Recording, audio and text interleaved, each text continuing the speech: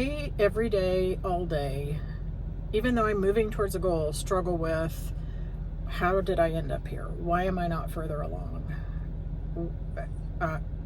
You know, how embarrassing that, as my mom would say, I don't have a pot to pee in or a window to throw it out of. Hello, I am recording in my nanny car. It's not my car, it's the family I work for's car. And I am waiting to pick the 2-year-old up from her last day of preschool. So I thought I would record something that was on my mind today. Memento. I should not be doing this with gum, right? So what I was thinking about is how much I deal with negative thoughts and kind of a defeatist attitude, and what I'm trying to do to overcome that. I just came up with this on my own, and I've been doing it for a few days. Thought I would share in case anybody else struggles with the same thing. Because I'm new at this video thing and don't get to the point right away, this video is going to be sharing with you my morning mantra, which is something I came up with to help defeat this negativity in my brain, and how I came up with it, how often I'm doing it, and then I'm going to actually go over my morning mantra that I read to myself every morning at the end of the video. Okay, back to the car. So a little bit about my background. I was raised by 2 alcoholic parents, not 1 but 2, and when my dad was still in the picture, he was violent, psychologically abusive, so a lot of trauma from that. And my mom was lovely but struggled with alcoholism, and then I married a narcissist, and that was about 20 years of my life. 5 years before we got married, and then 15 years married. I think my way that I survived all of that was by never getting my hopes up, by not pursuing anything, by staying small, and by just feeling less than. You know, if you don't have your hopes up, they can't be dashed, right? So 17 years ago, I left that marriage. I have 3 kids. They're adults now. They are the best thing I've ever done. Leaving that marriage 17 years ago was the next best thing I've ever done. So since after then, I just concentrated on getting my kids raised, just basically hand to mouth, you know. Any of you that have been single parents, you know, and their dad was not at all involved other than having his wages garnished, which I'm grateful for, but I mean, there was no co-parenting.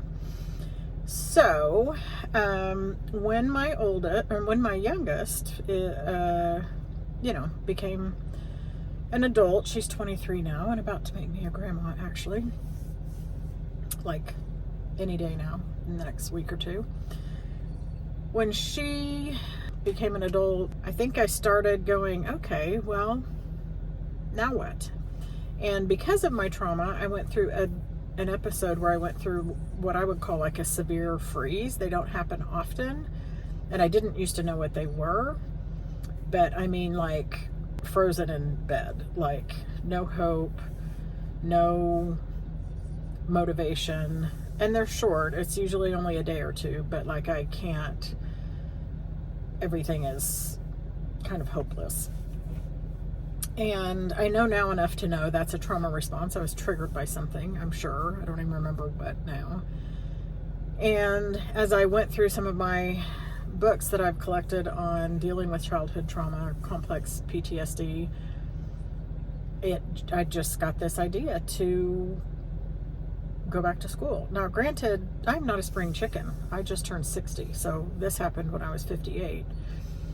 So in the fall of 2023, I decided to apply to graduate schools and go back to school to get my master's and become a therapist, so I can help women that had no idea why they were the way they were, that lived with childhood trauma to help them understand why and how to start to heal from it.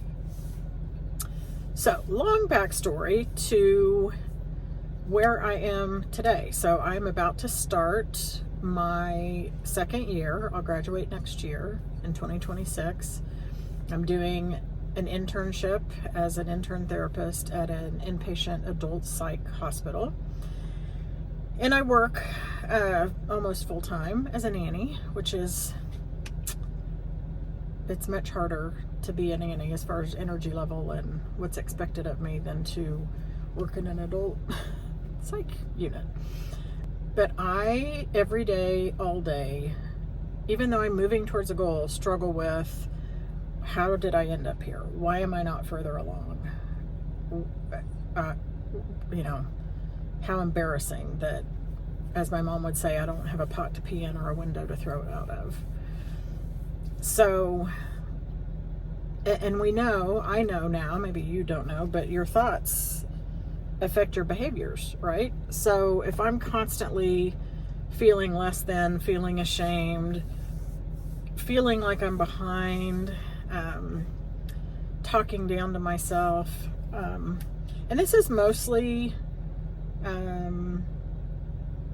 professionally and financially, I am happy with my personal, well, not completely happy. I haven't been on a date since I got divorced 17 years ago.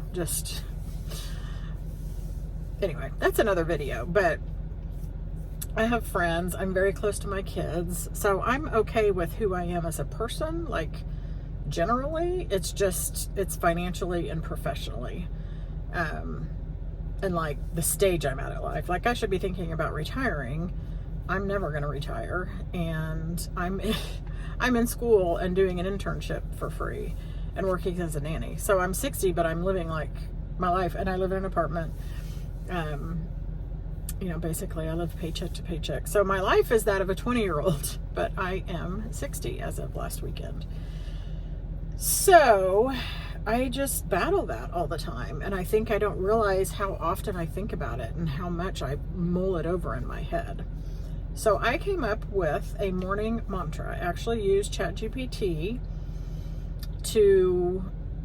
I've used it enough that it kind of knows my story, which is really weird, but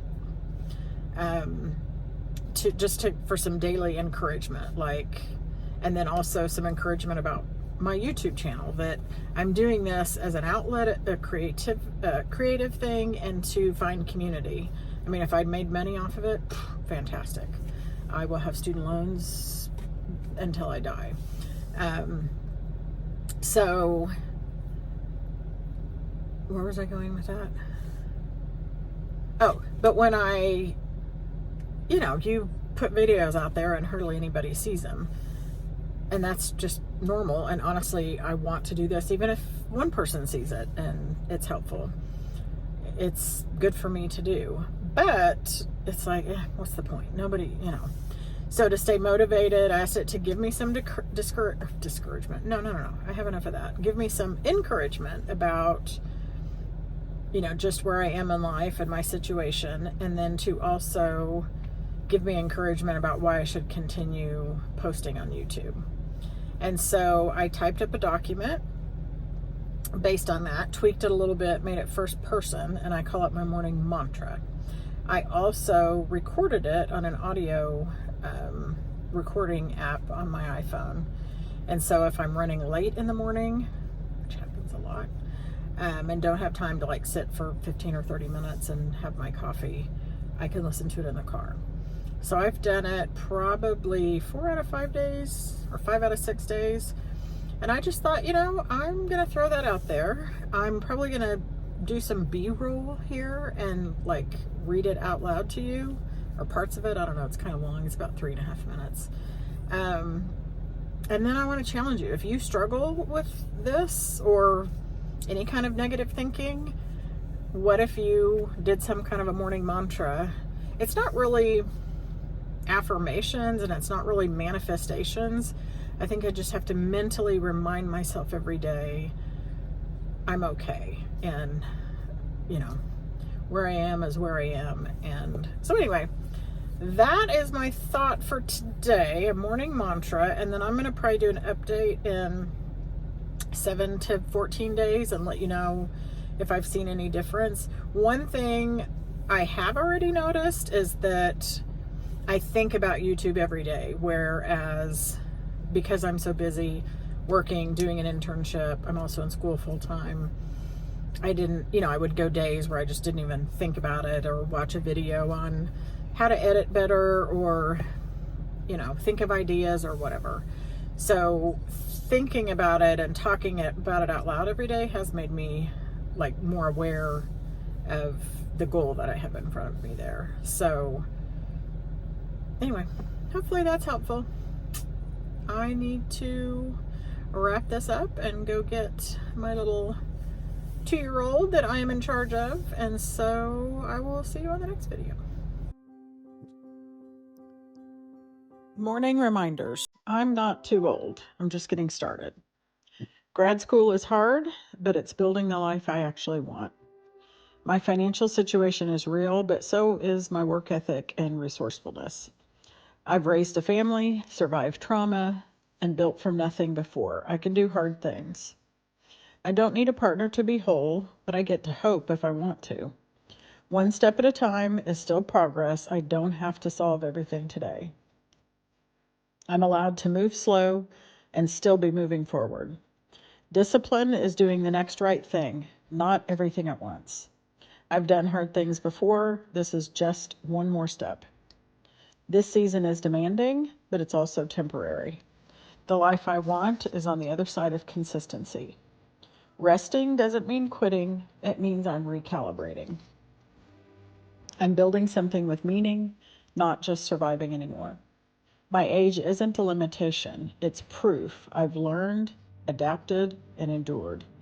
I'm not behind. I'm doing something most people never even try to do. Debt doesn't define me. Circumstances don't define me. My choices do. I don't owe anyone a perfect life. I just owe myself honesty and effort. Even small progress compounds. I got to keep going. It's not too late to earn well, live well, or love well. Healing isn't linear, and I'm not doing it wrong because it's hard. There is space for me in this world, professionally, personally, and financially. My value isn't based on productivity. Slowness is allowed. Doubt is normal. Forward is still forward. I don't have to feel brave to be brave. Nothing about my story disqualifies me. What I carry has made me stronger and better, not smaller. I have every right to dream, pivot, and begin again, today included.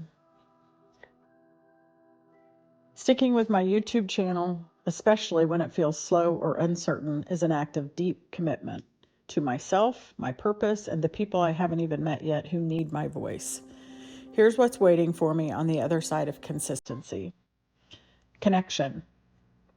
There are women out there feeling isolated, behind, or invisible, and my channel can become a place where they exhale and say, finally, someone gets it. Impact. Every video is a seed.